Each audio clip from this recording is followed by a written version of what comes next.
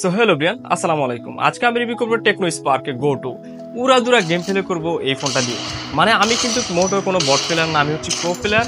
তো pro player হাতে এসে এই ফোনটা যখন আল্ট্রা গ্রাফিক্স আমরা খেলি তখন এই ফোনটা থেকে কিরকম পারফরমেন্স পাই আজকের ভিডিওতে আপনাদেরকে সেটাই বলে দিব। সো চলুন প্রথমে আপনারা এই ফোনটা দিয়ে গেম প্লে কিরকম সেটা দেখে আসেন।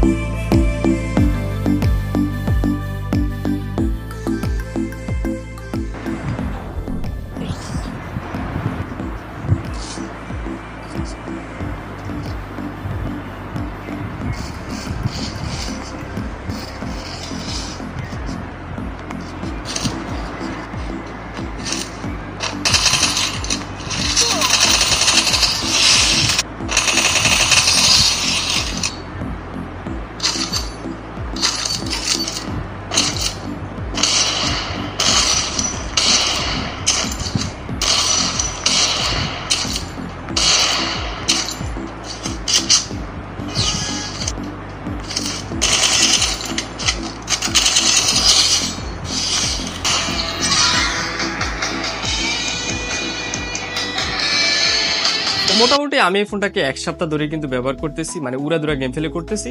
কখনো ল্যাগ করে হ্যাং করে চলে না, একেবারে দাঁড়িয়ে যায়, ওইসব ধরনের ইস্যু কিন্তু ফোনটা থেকে একেবারেই পাইনি। তবে পার্সোনালি ভাই আমি কিন্তু হার্ড গেমার, সো আমি এই ফোনটা দিয়ে কিন্তু উড়াদুরাই গেম প্লে করেছি। সো ওভারঅল যদি আমি এই ফোনটাকে ভোট দেই তাহলে পারফরমেন্স মোটামুটি ভালোই আছে এই দাম অনুযায়ী।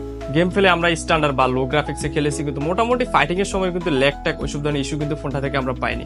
তবে যখন আপনি আল্ট্রা গ্রাফিক্সে দিবেন তখন যখন ফাইটিং এর সময় বা অ্যাকশনের সময় তখন কিন্তু কিছুটা হালকা ল্যাগ দিবে, যেটা বুঝেও যায় না। তবে আমি এটা গ্যারান্টি দিতে পারি যে আরো 2-1 বছর পরে তখন কিন্তু ফোনটা ল্যাগ দেওয়ার পসিবিলিটি অনেকটাই বেশি, কারণ এই ফোনটাতে স্টোরেজ রয়েছে 64 GB।